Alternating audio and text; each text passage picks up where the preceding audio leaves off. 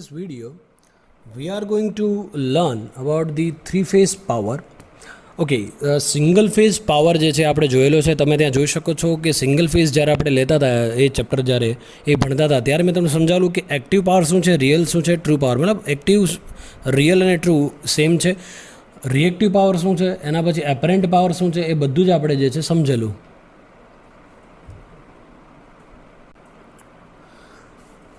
Okay, તો active, reactive જે છે અને એપરન્ટ પાવર જે છે એની ડેફિનેશન્સથી માંડીને શું કહેવાય છે પાવર, એ બધું જ મેં ત્યાં સમજાવ્યું છે. તમે ત્યાં જોઈ શકો છો. એસી જે ચેપ્ટર નંબર 2 છે એના અંદર જે છે, બરાબર છે. હવે અહીંયા જે છે તમને ખાલી હું એવું જ કહીશ, થ્રી ફેઝ પાવરની અંદર સેમ જ આવશે, બરાબર છે. એક્ટિવ પાવર આવશે, રિએક્ટિવ પાવર અને એપરન્ટ પાવર આવશે. બટ એના પાવરની વેલ્યુ શું હશે? સી એક્ટિવ પાવર પી આપણને ખબર છે વોટ વડે દર્શાવતા. શેના વડે દર્શાવતા?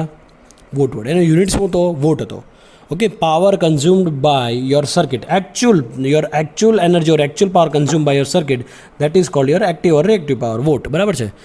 So in this particular case, yes, the you active, real or apparent power જે છે એ active, real or true power જે છે વોટમાં હશે. So power P is equal to હું શું લખી શકું અહીંયા? Power P is equal to આપણને ખબર છે શું છે? VI cos phi, or you can say VL IL cos phi. And once again active પાવરની અંદર જો આ તમે જો power is equal to VL IL cos phi, obviously હું કહું રિએક્ટિવ પાવર માટે, ચાલો રિએક્ટિવ પાવર માટે તમે શું લેશો? રિએક્ટિવ પાવર શેમાં હતો? વારમાં હતો. So power P is equal to શું હતું? VL IL sin phi. બરાબર છે. ટ્રાયંગલ યાદ કરો. બરાબર છે. ટ્રાયંગલ કંઈ આવું હતું? રેઝિસ્ટન્સ, ઇમ્પિડન્સ, બરાબર છે. આ શું હતું? ઇન્ડક્ટન્સ હતું અને અહીંયા શું હતું? તમારું Z. બરાબર છે. ટોટલ. સો આ મુજબ અહીંયા તમે જો તો આ એક્ટિવ પાવર હતો, અહીંયા રિએક્ટિવ પાવર હતો અને આ એપરન્ટ પાવર હતો, અને આ એંગલ જો બનતો હતો એ તમારો cos phi બનતો હતો. નાવ અહીંયા શું બનશે કે એપરન્ટ પાવર. સો એપરન્ટ પાવર જે હતો એ એપરન્ટ પાવર, સોરી આ ક્યુ હશે, અને એસ, બરાબર, એપરન્ટ પાવરને આપણે આ રીતે દર્શાવતા. તો એસ ઇઝ ઇક્વલ ટુ શું હતું? VL IL. બરાબર છે. આવું કંઈ હતું. ઓકે, અથવા તો હું એવું પણ લખી શકું કે એક્ટિવ પાવર જે છે ને P is equal two VRMS IRMS cos phi. આને આ રીતે પણ લખી શકું, Q is equal two VRMS IRMS cos phi, અને આને લખી શકું VRMS IRMS. બરાબર છે. ચાલો, તો મારી પાસે થ્રી ફેઝની અંદર બે ટાઈપના કનેક્શન હોય. કેટલા? બે ટાઈપના. કયા? સ્ટાર અને ડેલ્ટા. તો ચાલો જોઈએ. આ કનેક્શન મારું બન્યું. જો થોડું રફલી અત્યારે હું તમને કહું છું તો ખાસ ધ્યાન આપજો. રફલી ડ્રો કરું છું સ્ટાર અને ડેલ્ટા કનેક્શન જે આપણે ઓલરેડી ભણી ગયા છીએ. સો સ્ટાર કનેક્શનની અંદર ઓબ્વિયસલી પાવર એક ફેઝની અંદર આપણને કેટલો મળે છે? P1 is equal two VI cos phi. બરાબર ને? P2 ની અંદર શું મળે છે? એ પણ મળે છે VI cos phi. P3 ની અંદર મળે છે, એ પણ મળે છે VI cos phi. So total જે છે હું કહું ને, total PT is equal to what? P1 plus P2 plus P3. So P total is equal to what? 3 છે ને? 3 times of V phase I phase cos phi. So particular phase માટે તો હું કહી શકું કે પાવર, ટોટલ પાવર જે છે પર્ટિક્યુલર ફેઝનો, તો એ શું બનશે? 3 V phase I phase cos phi. 3 times. Star માટે. ડેલ્ટા માટે પણ જે છે આ માની લો P1 છે તો આ શું છે? VI cos phi.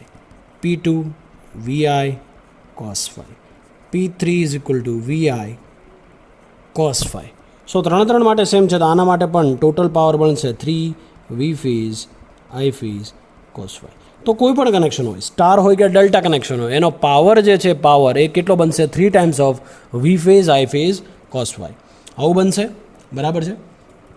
જો આના પરથી જે છે હું કહી શકું કે જો મારી પાસે જો in terms of phase quantity અને લાઇન ક્વોન્ટિટી બે વસ્તુ છે, તો જો ઇન ટર્મ્સ ઓફ આ પર્ટિક્યુલર કનેક્શનથી હું કહું કે ઇન ટર્મ્સ ઓફ ફેઝ ક્વોન્ટિટીના ફોર્મમાં જોઈએ તો જે આપણો એક્ટિવ પાવર P જે છે એ શું બનશે? એક્ટિવ પાવર જે P બનશે એ શું બનશે? 3 times of V phase I phase cos phi, અને એ શેમાં છે? વોટમાં. સમજો છો? બરાબર છે. પછી Q જે છે તો Q શું બનશે? મતલબ reactive power 3 times of V phase I phase sin phi, એ હશે વારમાં. અને છેલ્લે જે આપણો પાવર રહે છે એ છે શું હશે? S apparent power 3 times of V phase I phase. So in terms of phase quantities. હવે in terms of in terms of line quantities. તો જોઈએ સેમ છે કે નથી, સેમ છે કે નથી જોવાનું છે in terms of line quantities. બરાબર છે, કઈ રીતે છે જોઈએ. તો આપણને ખબર છે ઇન ટર્મ્સ ઓફ લાઇન ક્વોન્ટિટીમાં જોવા માટે ચાલો મારી પાસે સ્ટાર અને ડેલ્ટા કનેક્શન છે. તો યાદ કરો સ્ટાર અને ડેલ્ટા કનેક્શનની અંદર શું હતું. સ્ટારની અંદર જે લાઇન કરંટ છે એટલો જ ફેઝ કરંટ હશે, બટ જે વોલ્ટેજ હશે લાઇન વોલ્ટેજ એ √3 ટાઈમ્સ ઓફ વી ફેઝ હશે. બરાબર છે. હવે આના અંદર શું હતું કે જે લાઇન વોલ્ટેજ છે એટલો જ ફેઝ વોલ્ટેજ છે, પણ જે લાઇન કરંટ છે એ ડેલ્ટામાં √3 ટાઈમ્સ ઓફ ફેઝ કરંટ થઈ જાય છે. જો આ ના ખબર પડે તો આગળના વિડીયો મેં બનાવેલા છે, તમે જોઈ શકો છો ત્યાં. બરાબર છે, કઈ રીતે આવ્યું, શું આવ્યું છે. બરાબર. હવે તમે અહીંયા જુઓ કે સૌથી પહેલાં જે છે હું એક કામ કરું કે અહીંયા જે છે પર્ટિક્યુલર પાવર જે છે હું લખી શકું 3 times of V phase I phase cos phi. બરાબર છે, ફેઝ માટે લખું ને. હવે આ લાઇન માટે લખું છું. લાઇન માટે શું બનશે 3 ઇન્ટુ વી ફેઝ કેટલા છે, વી ફેઝ કેટલા છે ભાઈઓ જો જોઈએ તો VL બાય √3 લખી શકો ને. V phase VL by √3, so VL by √3 into I phase is equal to IL, okay, into cos phi. So આ બંને જે છે અહીંથી કેન્સલ થઈ જશે. તો વિચારો જોઈએ શું બનશે અહીંયા, શું વધશે જોજો ભાઈઓ √3 times VL IL cos phi. તો જે ફેઝ વોલ્ટેજ હતો એ તમારા ફેઝ ક્વોન્ટિટી, તો ફેઝ ક્વોન્ટિટીમાં પાવર કેટલો હતો તો 3 times V phase I phase cos phi, જ્યારે in terms of line quantity √3 times of VL IL cos phi. આવું બનશે. બરાબર છે. તો ફેઝ ક્વોન્ટિટીમાં પાવર આ બનશે, લાઇન ક્વોન્ટિટીમાં પાવર આ બનશે. જો તો તમે અત્યારે જે છે જોઈ શકો છો. પર્ટિક્યુલર સ્ટાર માટે છે, સ્ટાર માટે. હવે જો ડેલ્ટા માટે જોઈએ, ડેલ્ટા માટે. સો ડેલ્ટા માટે જે છે આપણને ફેઝ જે છે શું મળશે, phase power 3 times of V phase I phase cos phi. એ તો આપણે જોયું. બરાબર છે. હવે લાઇન માટે અહીંયા લઉં છું, જગ્યા નથી મારી પાસે. સો લાઇન પાવર માટે લાઇન પાવર માટે શું 3 ઇન્ટુ આ શું બનશે V phase is equal to VL છે, જો અહીંયા V phase is equal VL છે, into I phase is equal to શું છે IL is equal to √3 times છે, તો આવું લખી શકો ને IL √3 divide by √3 into cos phi. So અહીંયા પણ 3 ટાઈમ્સ નીકળી જશે. તો છેલ્લે જે છે શું વધશે વિચારો જોઈએ, સેમ જ વધશે √3 times VL IL cos phi. This is for delta connection. કોના માટે? ડેલ્ટા કનેક્શન માટે.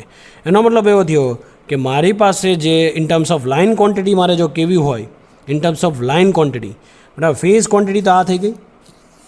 હવે લાઇન ક્વોન્ટિટીઝમાં કહું, આ ફેઝ ક્વોન્ટિટી, હવે લાઇન ક્વોન્ટિટીમાં કહું તો પાવર P, એક્ટિવ પાવર કેટલો બનશે √3 times VL IL cos phi.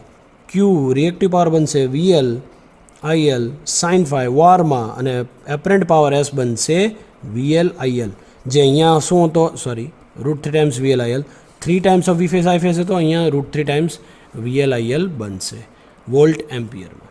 બરાબર છે. તો આ જે વસ્તુ જે છે ખાસ ધ્યાનમાં રાખવા જેવી વસ્તુ છે.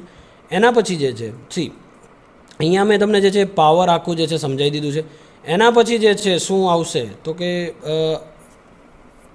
જો હવે આઈ હોપ કે આ તમને જે છે ઓલરેડી માઇન્ડમાં ક્લિયર થઈ ગયું હશે. બરાબર છે. છતાં આપણે જે છે એના પરથી લઈએ તો એક્ટિવ પાવર જે છે એ આપણને ખબર છે એ જો આ રીતે લખવું હોય તો જે આપણે હમણાં લખ્યું એના પરથી જ લખીએ છીએ આપણે.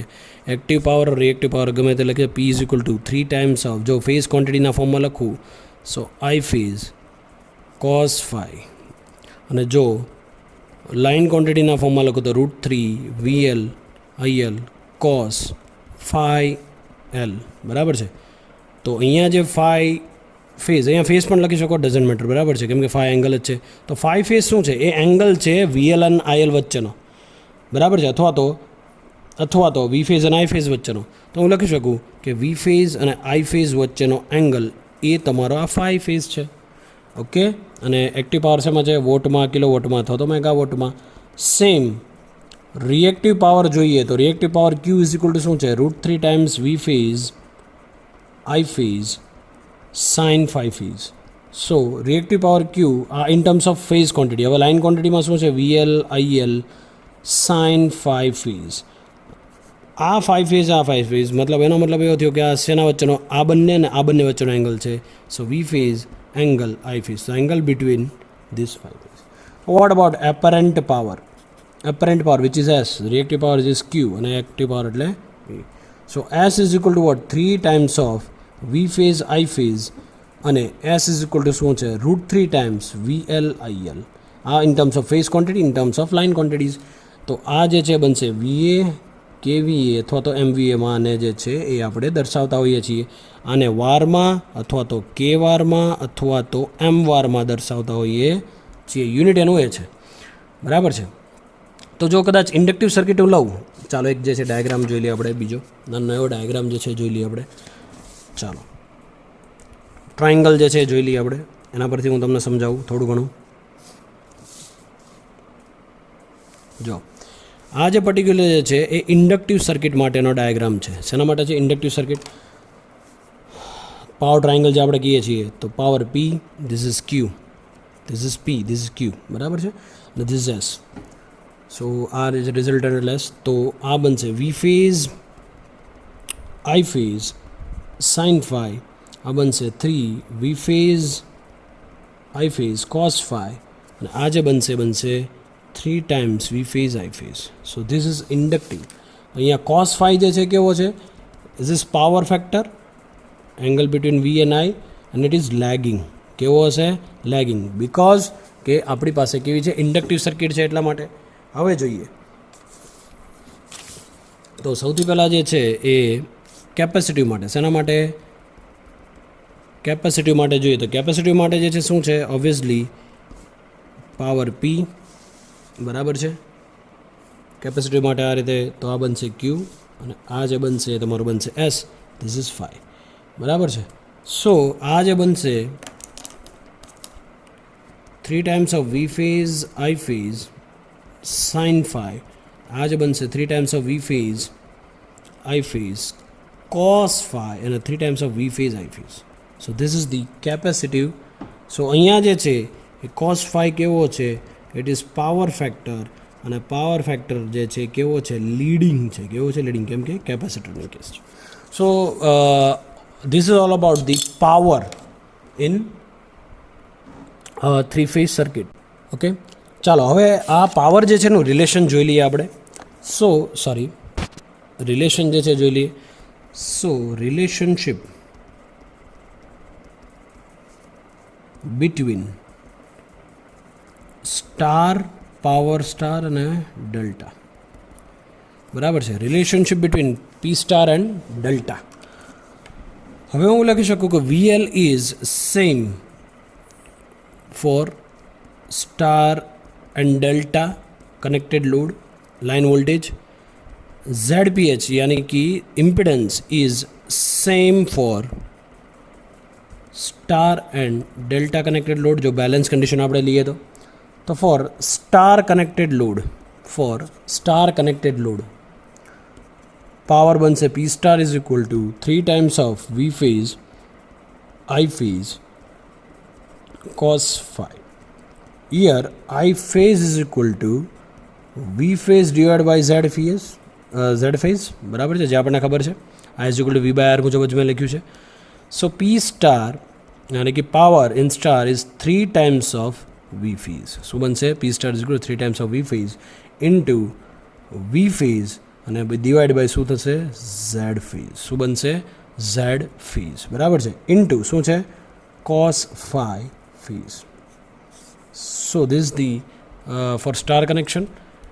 Now P star is equal to what? આને જો સિમ્પ્લિફાય કરીએ 3 into V phase square into cos phi PH divided by Z phase, બરાબર છે. સો ફર્ધર આ જે સિમ્પ્લિફાય કર્યું મેં એના પરથી મને શું મળશે કે V phase is equal to શું બનશે? VL divided by √3. શું બનશે? V phase is equal to VL by √3. Okay, this for star connected load, બરાબર છે. ચાલો એના પછી star power in star is equal to 3 times of VL by √3 square divide by કિંમત જે છે મૂકીએ છીએ આપણે ખાલી અહીંયા Z phase into cos phi PH. Okay, so P star is equal to 3 into VL square divide by 3 જે છે નીચે જતું રહે 3 into Z phase into cos phi PH. So P star is equal to શું છે 3 3 got cancel તો શું બનશે VL square into cos phi phase divided by Z phase. So this is the star connection power VL square into cos phi phase upon Z phase. Okay, now for delta connected load,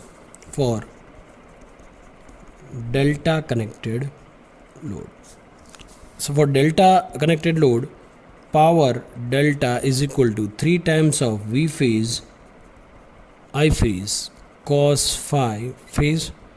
So I phase is equal to, we know that V phase by Z phase. So the power in delta is equal to 3 into V phase times V phase, equation માં ખાલી મૂકીએ છીએ આપણે અંદર, બીજું કંઈ નથી કરતા, Z phase into cos phi phase. P delta is nothing but 3 into, હવે અહીંયા શું બનશે જોજીએ, V phase square divided by Z phase cos phi phase. Simplification જ મેં સિમ્પલ ખાલી આપ્યું છે, બીજું કંઈ નથી આપ્યું. સો અહીંયા હું લખી શકું V phase is equal to VL. શું લખી શકું? V phase is equal to VL. So power in delta is equal to 3 times of VL square divide by ZPH into cos phi PH. So this is for P delta. Okay, so star માટે અને delta માટે શું? Delta માટે હવે જો star માટે ફરી પાછું લખું છું ભાઈઓ. સ્ટાર માટે જે આપણે મેળવ્યું હતું, શું મેળવ્યું હતું? VL square cos phi phase. So delta અને સ્ટાર માટે આ ઇક્વેશન હતું, તો હું લખી શકું P delta is equal to 3 times of P star. મતલબ જેટલો ડેલ્ટાની અંદર પાવર હશે, હું કહી શકું કે it is 3 times of star, the power in star. જેટલો પાવર ડેલ્ટાની અંદર હશે એટલો 3 times પાવર સ્ટારની અંદર હશે. આ ઇક્વેશન આપણે અહીંયા સાબિત કર્યું. બરાબર છે. So this is the relation. Thank you.